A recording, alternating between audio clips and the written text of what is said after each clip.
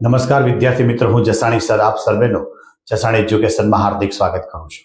આજે આપણે standard 10th subject science and technology chapter 9th પ્રકાશ પરાવર્તન અને વક્રીભવન, જેમાં આપણે ટોપિક 9.3 વક્રીભવન એ વક્રીભવનની તમામ ઘટનાઓ લીધી.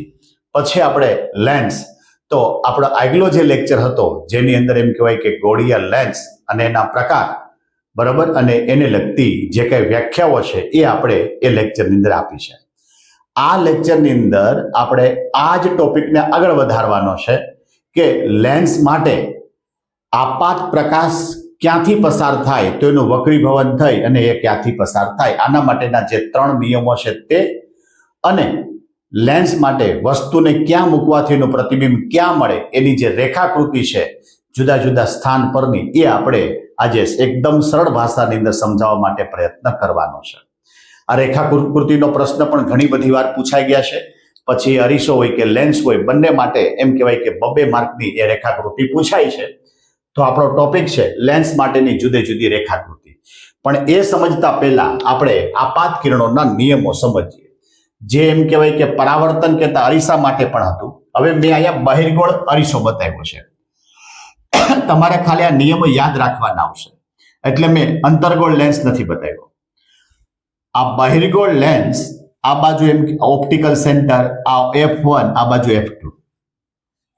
પહેલી જે લાઈન બ્લેક કલરથી બતાવી કે આ આપાત કિરણ મુખ્ય અક્ષને સમાંતર છે, તો એનું વક્રીભવન થઈ અને મુખ્ય કેન્દ્ર F માંથી પસાર થાય. બરાબર છે? મુખ્ય અક્ષને સમાંતર તો મુખ્ય કેન્દ્ર F માંથી પસાર થાય. આપાત કિરણ મુખ્ય અક્ષને સમાંતર તો વક્રીભૂત કિરણ મુખ્ય કેન્દ્ર F માંથી. એટલે આ પહેલો મુદ્દો. બીજો નિયમ આ બ્લુ લાઈનથી મેં બતાવ્યું છે, આનાથી વિરોધાભાસ, કે આપાત કિરણ જો મુખ્ય કેન્દ્ર F માંથી પસાર થતું હોય તો એનું વક્રીભૂત કિરણ મુખ્ય અક્ષને સમાંતર વક્રીભવન પામે. આપાત કિરણ મુખ્ય કેન્દ્રમાંથી તો તેનું વક્રીભૂત કિરણ મુખ્ય અક્ષને સમાંતર. ત્રીજો નિયમ, જો એ પ્રકાશીય કેન્દ્રમાંથી પસાર થતું હોય તો એમ કહેવાય કે એનું વિચલન થતું નથી, એનું વક્રીભવન થતું નથી, સીધા માર્ગે એમ કહેવાય કે નિર્ગમન પામે છે, કહેતા એ સીધા માર્ગે જતું રહે છે. પહેલો નિયમ મુખ્ય અક્ષને સમાંતર તો મુખ્ય કેન્દ્રમાંથી, બીજો નિયમ મુખ્ય કેન્દ્રમાંથી તો મુખ્ય અક્ષને સમાંતર, અને ત્રીજો નિયમ જો ઓપ્ટિકલ સેન્ટરમાંથી કહેતા પ્રકાશીય કેન્દ્રમાંથી જો પસાર થાય તો એ જ માર્ગે આગળ વધે છે, કહેતા એનું વક્રીભવન થતું નથી, વિચલન થતું નથી. આ 3 નિયમમાંથી કોઈ પણ 2 નિયમનું પાલન થાય તો એમ કહેવાય કે આપણને પ્રતિબિંબ મળી શકે. પરાવર્તન માટે પણ આવું જ આપણે તો, પણ પરાવર્તન માટે 4 નિયમો હતા. હવે જોઈએ, તમને જુદા જુદા સ્થાન પર વસ્તુને મૂકી અને એમ કહેવાય કે એના પ્રતિબિંબનું સ્થાન, પ્રકાર અને પરિમાણ, આનો પ્રશ્ન પૂછે. તમને ખાલી એટલું આપ્યું હોય કે અનંત અંતરે રહેલી વસ્તુ, તો એનો મતલબ એ થયો કે વસ્તુનું સ્થાન ક્યાં જતું રહ્યું? અનંત અંતર માટે. જેવી રીતે અરીસા માટે, અંતર્ગોળ અરીસા માટે 6 આકૃતિ હતી, અહીંયા બહિર્ગોળ લેન્સ માટે 6 આકૃતિ હશે. પહેલામાં બહિર્ગોળ અરીસા માટે 2 હતી, અહીંયા અંતર્ગોળ લેન્સ માટે 2 હશે, એટલે ટોટલ 8 થશે. 8 અરીસા માટે અને 8 લેન્સ માટે આ 16 જે રેખાકૃતિ છે એમાંથી એક પૂછાવાની પૂરેપૂરી શક્યતા હોય, અથવા તો શોર્ટ ક્વેશ્ચનમાં એનું ખાલી સ્થાન અથવા તો પરિમાણના સ્વરૂપમાં પૂછી શકે. આપણે આ પ્રશ્ન લખવો કેવી રીતે? તો કે સૌપ્રથમ ઉપર પેલા ડાયાગ્રામ દોરવાનો. બરાબર? આ બહિર્ગોળ લેન્સ માટે છે, માટે આ ડાયાગ્રામ મેં દોર્યો. પછી નીચે 4 એના પોઈન્ટ છે: વસ્તુનું સ્થાન, પ્રતિબિંબનું સ્થાન, પ્રતિબિંબનું પરિમાણ અને પ્રતિબિંબનો પ્રકાર. સિક્વન્સ તમારે આ જ રાખવાની છે. જો પૂછે તો તમે લખો તો પેપર જોવાનારાને એકદમ ઈઝી પડે. હવે અનંત અંતરે છે, વસ્તુ ક્યાં છે? અનંત અંતરે. અનંત અંતરેથી આવતા કિરણો હંમેશા સમાંતર હોય, એટલે મેં અહીંયા સમાંતર કિરણો બતાવ્યા. હવે સમાંતર કિરણો હોય તો એનો એમ કહેવાય કે વક્રીભૂત કિરણ મુખ્ય કેન્દ્ર F માંથી પસાર થાય તો આપણને કેન્દ્રિત અહીંયા થયેલું જોવા મળે, તો એ થયો મુખ્ય કેન્દ્ર F પર. પરંતુ વસ્તુની વિરુદ્ધ બાજુએ ગયું છે, વસ્તુની વિરુદ્ધ બાજુએ ગયું છે, એટલે પ્રતિબિંબનું સ્થાન મુખ્ય કેન્દ્ર F પર, પરંતુ વસ્તુની વિરુદ્ધ બાજુએ. પ્રતિબિંબનું પરિમાણ વસ્તુ કરતા અત્યંત નાનું છે, વસ્તુ કરતા અત્યંત નાનું છે, અને પ્રકાર એમ કહેવાય કે વાસ્તવિક અને ઉલટું કહેતા ઊંધું છે. જે વસ્તુ તમને અંતર્ગોળ અરીસા માટે લાગુ પડી છે, તમામે તમામ વસ્તુ બહિર્ગોળ લેન્સ માટે લાગુ પડે છે. પહેલામાં વસ્તુ તરફ હતું, અહીંયા વસ્તુની વિરુદ્ધ બાજુએ છે.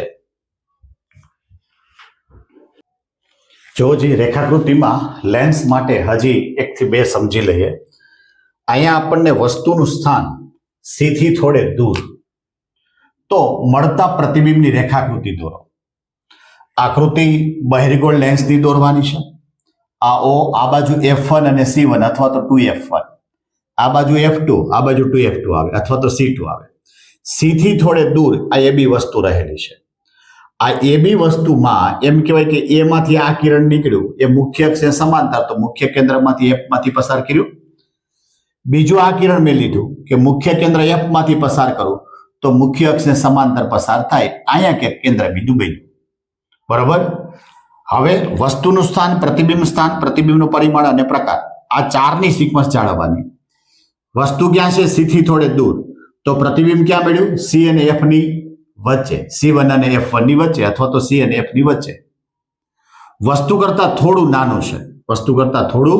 નાનું છે, વાસ્તવિક અને ઉલટું છે. એના પછી જો વસ્તુને તમે વક્રતા કેન્દ્ર C ઉપર રાખો તો એનું પ્રતિબિંબનું સ્થાન, પ્રકાર આ બધું જણાવો.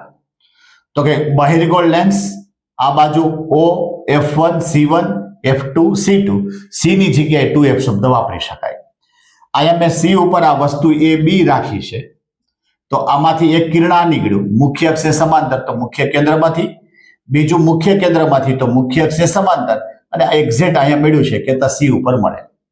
વસ્તુનું સ્થાન આપણે વક્રતા કેન્દ્ર C પર, પ્રતિબિંબનું સ્થાન વક્રતા કેન્દ્ર C પર, પ્રતિબિંબનું પરિમાણ વસ્તુ જેટલી, વાસ્તવિક અને ઉલટું. તમામે તમામ આ ડાયાગ્રામ એમ કહેવાય કે અરીસાને લગતા છે. અહીંયા આપણે આ 3ની પ્રેક્ટિસ કરીને બતાવી છે.